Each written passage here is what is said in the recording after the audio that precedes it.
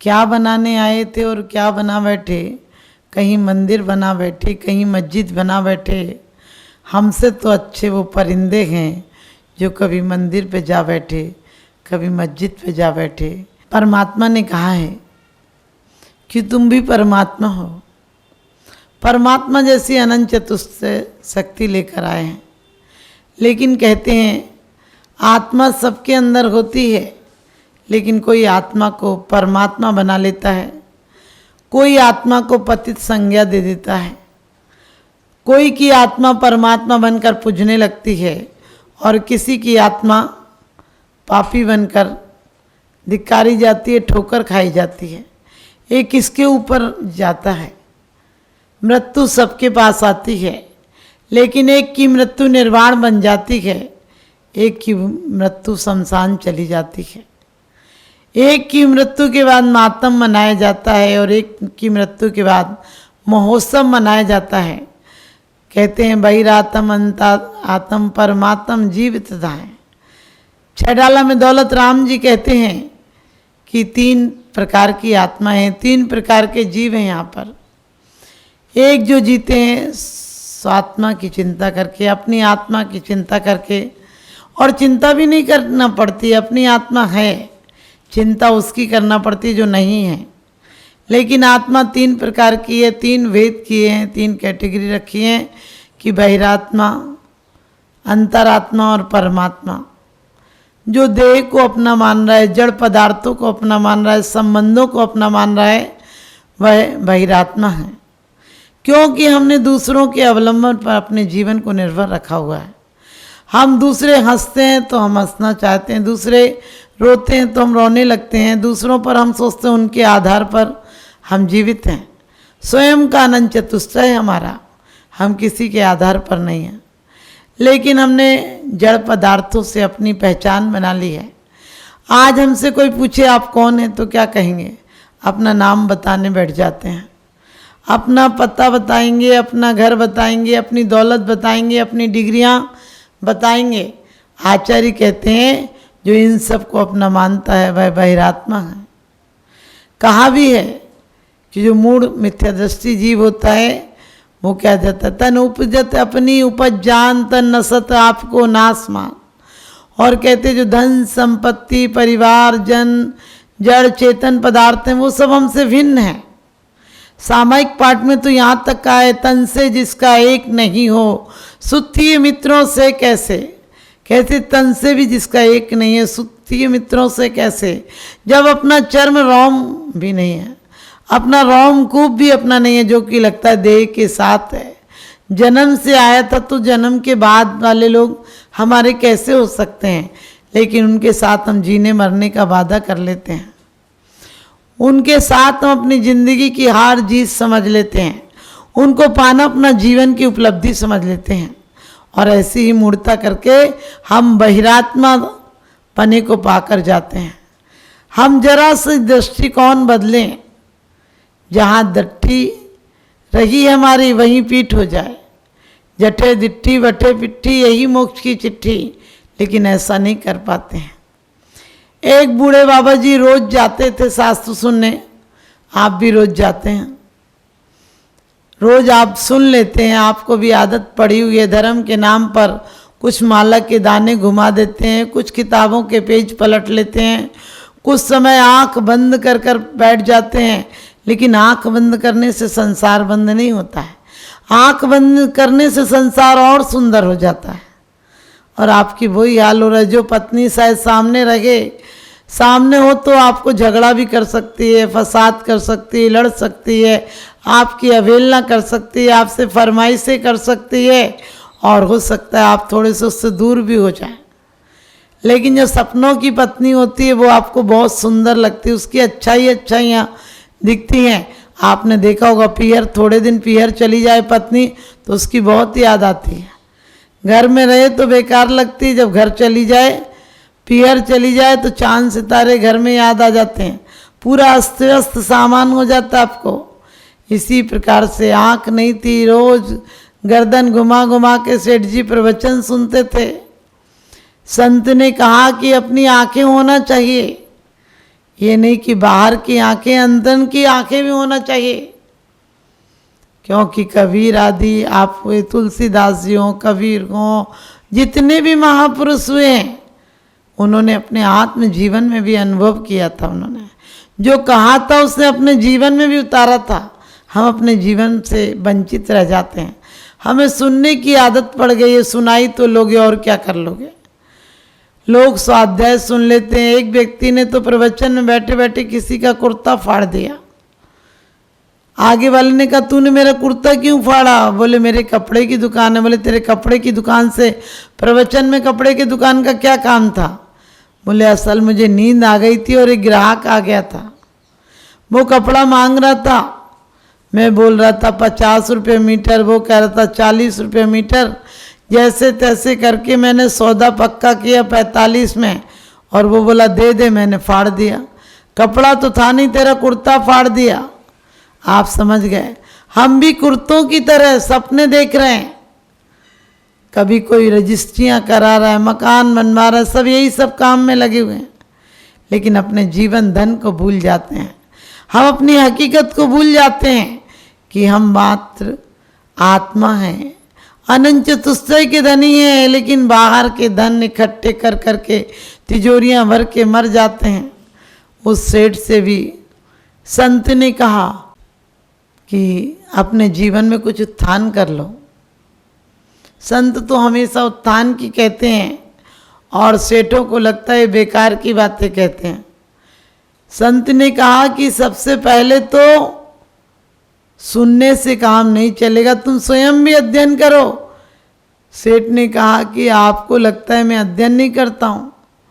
मैं अध्ययन करता हूँ, लेकिन असल बात मैं सुन ही सकता हूँ, देख तो सकता नहीं।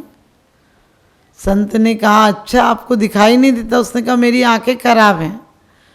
तो सेठ ने कहा कि मेरी आंखें खराब है, मुझे कोई दिक्कत नहीं होती है, क्योंकि मेरे घर के लोग मेरा बहुत ख्याल रखते हैं। मुझे एहसास ही नहीं होने देते कि मेरी आंखें नहीं हैं। संत ने कहा आंखें अपनी होना चाहिए, दूसरे की आंखें ज़्यादा दिन काम नहीं आती हैं। बनी पर देखिए लाखों निसार होते हैं, बनी बिगड़ती है तो दुश्मन 1000 होते हैं। कहते हैं पास पैसा होता है तो सब तुम्हारे साथी हो जाते हैं, और गरीबी में कोई नहीं पूछता है कि आप कैसे हैं। पास हो पैसा तो तू दूल्हा ही बाराती है, और गरीबी में कोई नहीं पूछेगा, मुसीबत में कोई नहीं पूछेगा कि कौन बाबा है और कौन नाती हैं। संत ने समझाया कि दूसरों की आंखें काम नहीं आती हैं, अपनी आंखें होना चाहिए। कम से कम अपनी आंखों का ऑपरेशन करा ले। वो कहने लगा ऑपरेशन की क्या ज़रूरत है, घर में 20 सदस्य मेरे अलावा, और आप समझ गए 20 सदस्य तो 40 आँखें हैं। मेरी 2 आँखें नहीं हुई तो भी क्या फ़र्क पड़ता है। घर के लोग मेरे लिए सब तैयार रहते हैं, जहाँ जाना हो हाथ पकड़ कर ले जाते हैं। खाने के लिए थाली आ जाती है, गर्मा गर्म खाना हाथों में गिलास बना बना के देते हैं। संत की बात सेठों के समझ में नहीं आती है, और ऐसा ही हुआ। उसने संत की बात नहीं मानी और एक दिन उसके घर में आग लग गई।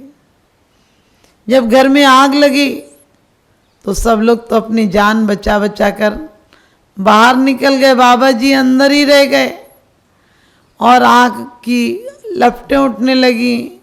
उसकी उष्णता से सेठ जी को लगने लगा कि अब मैं बचूंगा नहीं, और बहुत चीखे, चिल्लाए, रोए, बहुत आवाज़ें दी, लेकिन जान की बाजी लगाकर इन्हें बचाने कौन आता। आप समझ गए उस समय सेठ कितना रोया होगा, कितना धिक्कारा होगा परिवार के लोगों को जिनकी उम्मीदें की थी। क्योंकि कहते हैं भरोसा छोड़ दे जालिम, भरोसा छोड़ दे जालिम बुतों की बेवफाई का, और बुत भी कभी बद नहीं होते, दावा है खुदाई का। क्योंकि जब मुसीबत आती है तो कोई अपना नहीं होता है।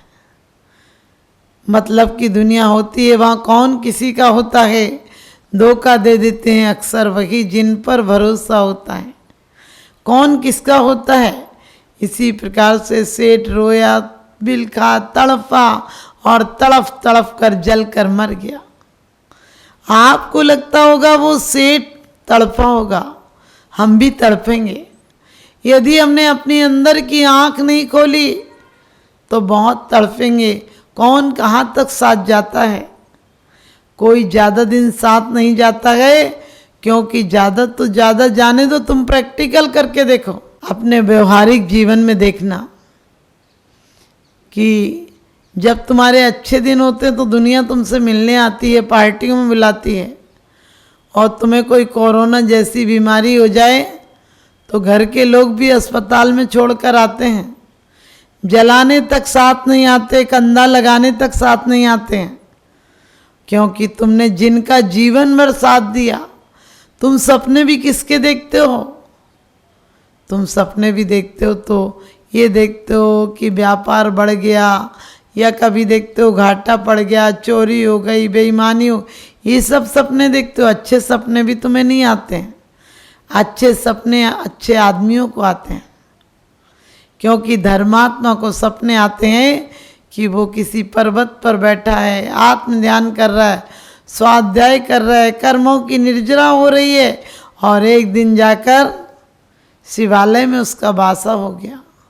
हम तो पढ़ लेते हैं आदर्श आपका अमृत बन भक्तों के जीवन में बिखरा। भगवान तुमने समता का परिचय दिया, ऐसी समता मैं भी लाऊं, मेरे हृदय यही समाई है। कितना बड़ा झूठ बोलते हो। तुम्हें कोई ईंट का जवाब दे दे तो तुम पत्थर मारने को तैयार हो जाते हो। एक गाली दे दे तो तुम 2 गालियां देने तैयार बैठे रहते हो। जीसस ने कहा था कि तो तुम्हारे गाल पर तमाचा मारे तुम दूसरा गाल कर देना, लेकिन गाल तो गाल जाने दो, आज तो बेहाल कर दोगे तुम उसको। वो कहते हैं, कवि ने बहुत अच्छी बात कही है कि जो तो को काटा बोए बाय बोए तू फूल, और तो को फूल के फूल हैं बाको हैं त्रिशूल।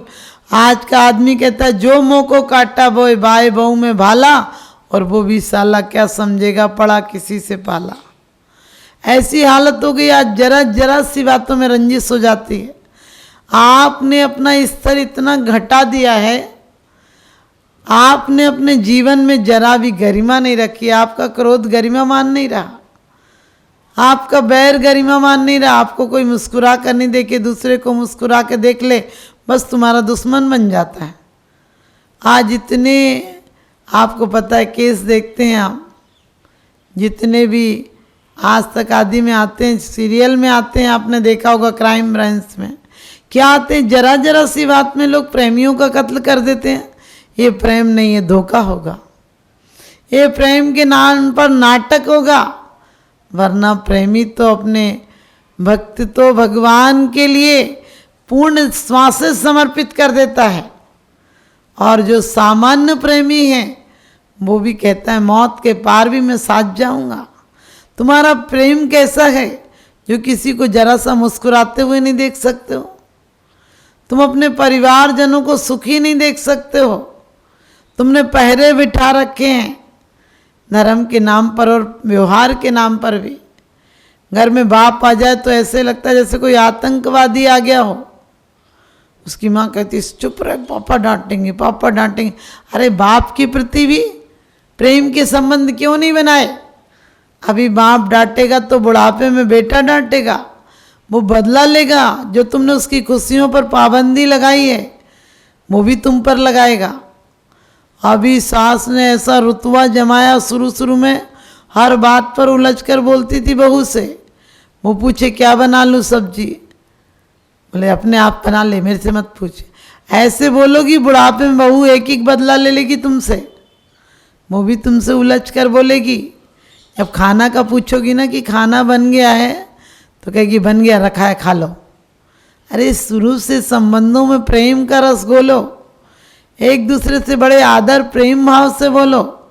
क्या लेन देन है जड़ पदार्थ। हम कहते हैं कि जड़ चेतन की सब परिणति प्रभु अपने अपने में होती है, लेकिन विचार करके देखना जड़ चेतन की परिणति अपने अपने में होती है। तुम्हें आज भी कोई 1000, 10,000, 1 लाख का लिफाफा दे दे तो चेहरे पे मुस्कान आ जाती है, और कोई 150 रुपया दे दे कहने लगे सच तो देती नहीं। अरे तुम पैसों का मूल क्यों देखते हो? ये क्यों नहीं देखते हो कि दिया तो कम से कम सम्मान तो रखा, मुस्कुरा कर लो। ये छोटी मोटी बातों पर यदि जाओगे तो बहिरात्मा हो जाओगे, और जो बहिरात्मा है वो तड़प तड़प कर मरता है, कभी तृप्त नहीं होता है, और इस जन्म में भी तृप्त नहीं होता, अगले जन्म में भी तृप्त नहीं होता है। लोग धर्म से भी भय करते हैं, बोलते हैं भगवान नरक भेज देगा। अरे भगवान कोई एजेंट है क्या? टिकट बुकिंग वाला है क्या जो तुम्हें नरक भेज देगा? काउंटर पे बैठा है क्या? परमात्मा ये सब काम करने लगे तो परमात्मा से तो अच्छा पापी आत्मा है। अरे ऐसा नहीं, परमात्मा ये सब नहीं करता है। लोग परमात्मा को काम बन जाए तो बोले परमात्मा सच्चा, नहीं बने तो बोले भगवान में कोई शक्ति नहीं रहा। मैं कहती हूँ छोटे छोटे काम भगवान नहीं करता है, और न करना चाहिए। क्यों? क्योंकि जरा सी तुम्हारी नौकरी लगा दे तो घूसखोर अफसर भी लगा देता है। तुम्हारा ऑपरेशन ठीक से हो जाए ये तो एक डॉक्टर भी कर देता है। तुम्हारी गाड़ी नई आ जाए तो आप लोन पर भी ले ले तो क्या बात है, भगवान इतने छोटे से काम करेगा? अरे भगवान तो तुम्हें भाग्यवान बना देता है। भगवान तो तुम्हें, दुनिया में एक ही आत्मा ऐसी है परमात्मा, जिसके पथ पर चलकर, जिसका अनुसरण कर कर हम भी परमात्मा हो सकते हैं, हम भी भगवान हो सकते हैं, हम भी देवताओं से ऊंचे देवता हो सकते हैं। भगवान तो वो देवत्व पद देते हैं, और देवत्व पद नहीं परम देवत्व बना देते हैं। और क्या चाहिए? ध्यान रखना, हम भगवान से भीति नहीं करें, वरना बच्चे प्रेम से मंदिर नहीं आएंगे। लोग कहते हैं भगवान ऐसा कर देगा, नरक में ऐसी कढ़ाइयों में डालेगा। अरे भगवान नरक की कढ़ाइयों में नहीं डालता। यहाँ क्रोध की कढ़ाइयों में जलते हैं वो नरक में ही हैं। वो भले जमीन पर रहें, भले वो एसी में रहें, लेकिन उनके अंदर की भट्टी बंद नहीं होती है। देखना लोग, धर्मात्मा लोग कैसा कैसा डर दिखाते हैं कि नरक में इतनी सर्दी पड़ेगी और वहाँ मरने भी नहीं मिलेगा, इतनी गर्मी मिलेगी फिर भी मरने नहीं मिलेगा। अरे मैं कहती हूँ क्या जरूरत है, तुम मर तो रहे हो, तुम नरक में तो जी रहे हो अभी। आपके क्रोध का कोई, मैंने कहा था, स्तर नहीं है। आपके मोबाइल की रिचार्ज खत्म हो जाए आपको गुस्सा आ जाता है, आपकी सैंडल टूट जाए आपको गुस्सा आ जाता है, आपके आगे कोई खड़ा हो जाए शांति धारा में तो तुम्हारी अशांति धारा शुरू हो जाती है। यदि तुम्हें कोई नमस्कार नहीं कर पाए तुम्हारा हाई पारा हो जाता है। यदि तुमसे कोई जय जिनेंद्र कर ले तो भी तुम गुस्सा हो जाते हो, कहने रोज तो करती नहीं थी, आज दिखाने को कर रही है। कोई तुम्हें गिफ्ट नहीं दे, कहने लगे ऐसे तो मैंने बहुत देखे हैं, मैंने इसको मिट्टी में नहीं मिला दिया तो मेरा नाम नहीं। और कोई तुम्हें गिफ्ट दे दे, कहने लगे दिखाने को दे रही है, दिया भी है कुछ। ध्यान रखना, तुम्हारी सोच बहुत छोटी कर रखी है तुमने। अरे इतनी बड़ी सोच रखो कि श्रीपाल जैसी, जिसको कि कहा था धक्का दे दिया समुद्र में, उसने बाद भी उन्होंने अभय दान दे दिया। हमारे जीवन में भी हमें ऐसी शैली अपनाना चाहिए कि कोई बुरा कहे या अच्छा, लक्ष्मी आवे या जावे, लाखों वर्षों तक जीऊँ या मृत्यु आज ही आ जावे। कोई तुम्हें दो शब्द प्रेम के कह दे तो तुम खुश हो जाते हो। शब्दों पर ध्यान मत दो, शब्दों पर ध्यान दोगे तो शब्दों में उलझ जाओगे। आज सबसे ज़्यादा फिसलन की चीज़ है तो वो शब्द बरगना है। आज कोई जरा सी व्हाट्सएप पे, चैट पे बात कर लेता, चैट पे, और वो उसका अपना हो जाता, अपनी मान मर्यादाएं खो देता है, अपनी वंश परंपरा खो देता है, अपने बुजुर्गों की इज्जत दांव पर लगा जाता है, उसके साथ हो जाता है। 25 साल पालने पोसने वाला बेकार हो जाता है, और 2 दिन से बात करने लगो वो उसकी हो जाती है। ये हमारी मान मर्यादाएं नहीं है। ध्यान रखना, आप अपने कितने भी संबंध जोड़ लीजिए, लेकिन जो हमारे बुजुर्गों के अनुभव काम में आएंगे, जिन्होंने जन्म से देकर हमें इतना बड़ा किया है, इतना ख्याल रखा है, यदि हम उनकी मान मर्यादा का ख्याल रखेंगे तो हमें इस जन्म में नहीं अगले जन्म में भी सुख और समृद्धि मिलेगी। हमारे बुजुर्गों को भी चाहिए कि अपना जीवन इतना आदर्शमय बनाएं कि तुम्हें देखकर घर में लोग संत होने का एहसास करने लगें। तुम घर में रहो तो ऐसे रहो कि तुम्हारी उपस्थिति ना कुछ हो। तुम घर में थोड़ा थोड़ा मोह त्यागो, अपनी रुकावटें जो डालते हो वो त्यागो, तो तुम्हारा जीवन एक आदर्श हो जाएगा और तुम वास्तव में घर में रहते हुए स्वर्ग में रहने लगोगे। क्योंकि जहाँ विकल्प है वहाँ नरक है। जहाँ ईर्ष्या, छल, कपट, क्रोध, मान, माया, लोभ है वो सब नरक है।